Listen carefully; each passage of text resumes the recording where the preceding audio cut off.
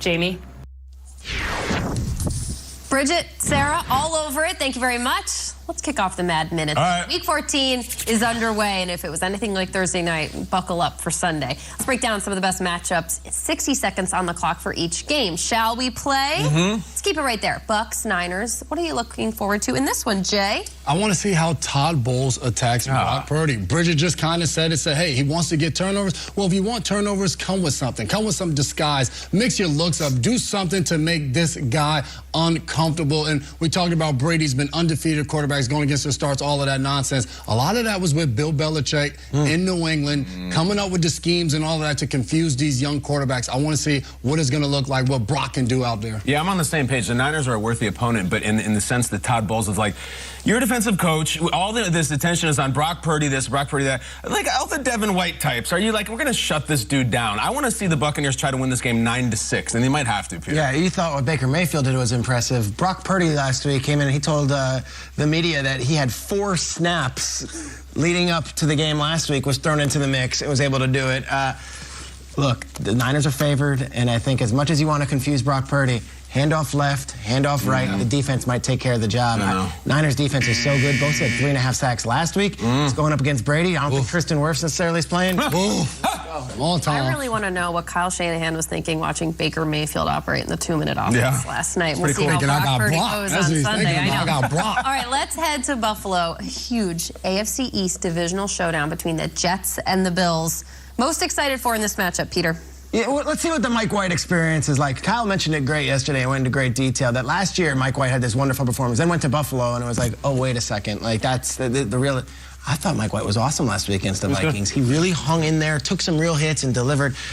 The Jets are big underdogs in this one, but they're still in the playoff hunt.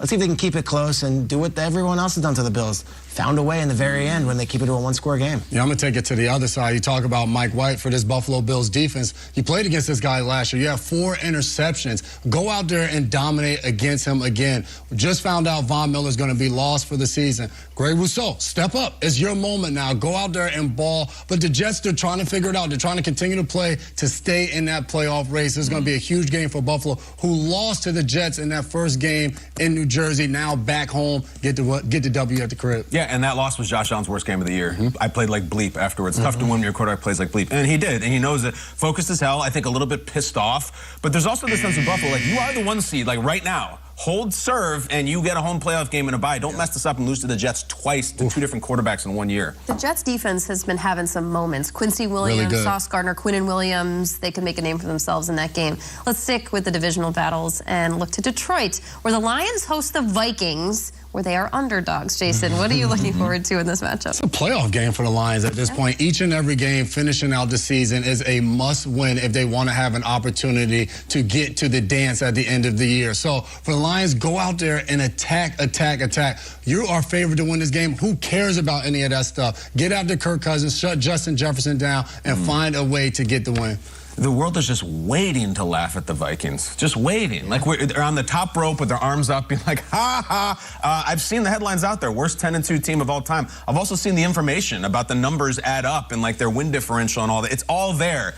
Don't lose the Lions, because then you are the punchline. You really are. I think the Lions are good, but a 10-2 team should not lose the Detroit Lions. You shouldn't. They're 9-0 in 1-score games, and a lot of those reasons are because they let teams back. But the truth is, they're 9-0 in 1-score games. They're 10-2. They win games. The Vikings. They find a way to win in the end, even after they look teams come in the back door. I'll say this though, Kyle, you mentioned the winner.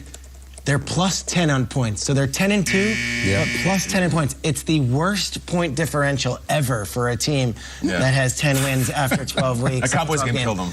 Cowboys and the Eagles, 2 big blowout losses. It just so happens those are 2 nationally televised games. Everyone got to see it. So that's why the respect might not be there. That one hurt.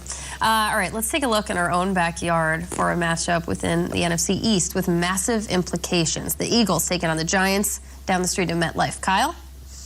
Been saying it all week.